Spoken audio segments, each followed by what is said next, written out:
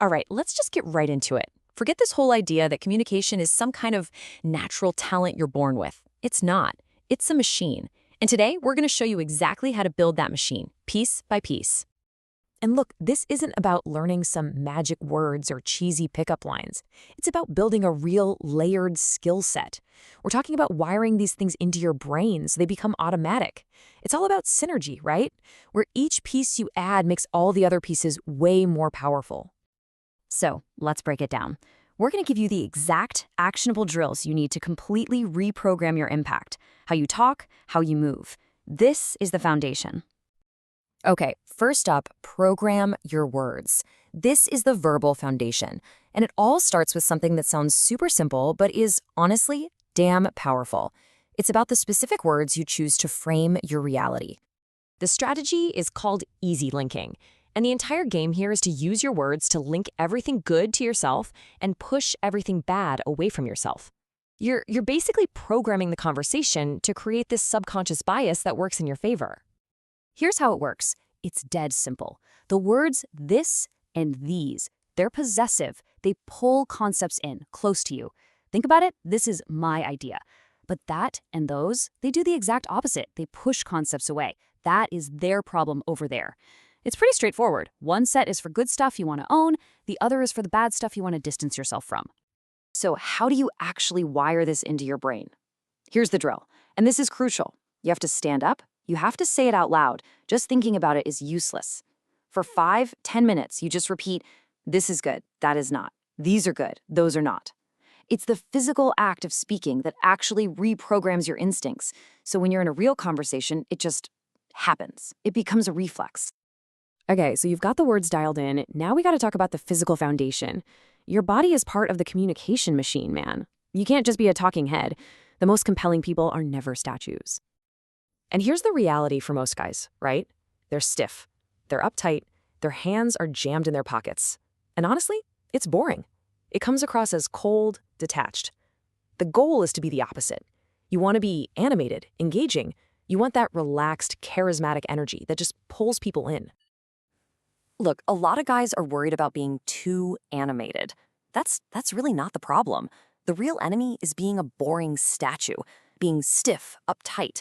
The first step is so simple. Just get your hands out of your damn pockets and start moving them.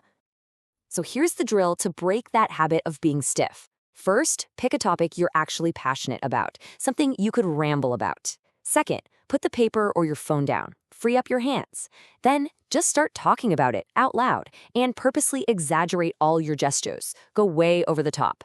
Right now, this isn't about being precise, it's just about building the capacity for movement. All right, now this is where things get really powerful. We're going to combine the verbal stuff with the physical stuff. This is what we call the synergistic link. It's where 1 + 1 doesn't equal 2. It equals like 10. And it's so simple. When you say your positive words, this or these, you make a small gesture toward yourself. When you say the negative words, that or those, you gesture away from yourself. You're creating this subtle, nonstop message that the other person's subconscious mind just eats up.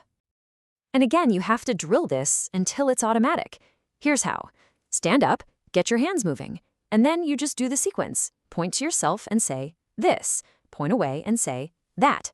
Point to yourself, these. Point away, those.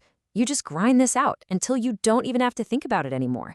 It has to be a pure, unconscious reflex for it to work when the pressure is on. All right, let's add the final layer. This is all about gaining a really subtle advantage through the power of physical touch. It's simple, it's effective, and man, you get a lot of bang for your buck with this one.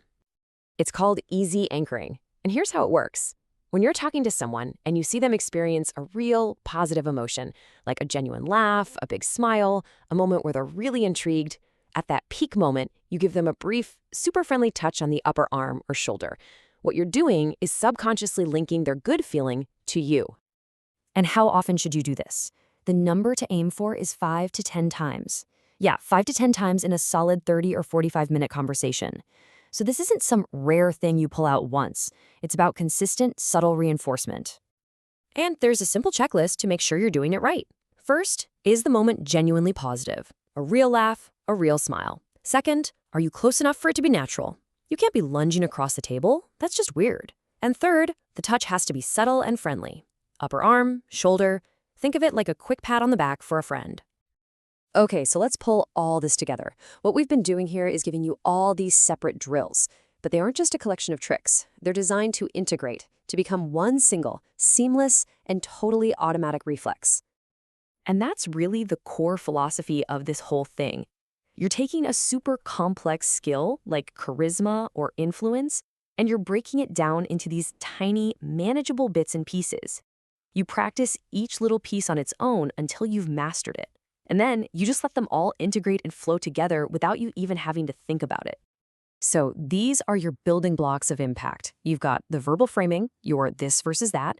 You've got physical animation, just getting your hands moving. Then you have the synergistic link, where you combine the words and the gestures. And finally, you layer on that subtle anchoring with touch. Each one builds on the last, and together, they create a complete communication machine. So I'll just leave you with this question to chew on. After you've put in the reps, after you really wired these skills into your nervous system, what happens when being influential is no longer something you have to try to do? What happens when it just becomes an unconscious reflex, just a natural part of who you are?